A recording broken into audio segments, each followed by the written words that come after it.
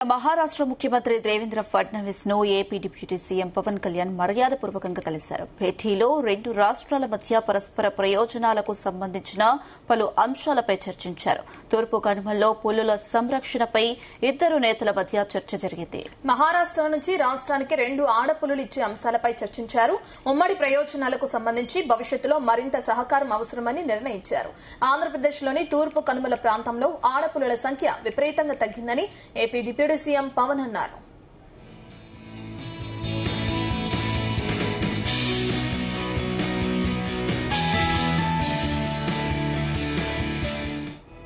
దీంతో జన్యుపరమైన సమస్యలు తలెత్తుతాయని తెలిపారు. పులుల సంఖ్య పునరుద్దరణకు మహారాష్ట్ర ప్రభుత్వ సహకారం తీసుకుంటున్నామని, ఏపీకి 2 ఆడపులులు ఇచ్చేందుకు మహారాష్ట్ర ప్రభుత్వం అంగీకరించిందని వెల్లడించారు. మహారాష్ట్ర ప్రభుత్వం అందిస్తున్న సహకారానికి కృతజ్ఞతలు తెలియజేశారు. తూర్పు కనుమల పులుల సంరక్షణ చరిత్రలో ముఖ్యమైన మైలురాయిగా నిలిచిపోతుందన్నారు.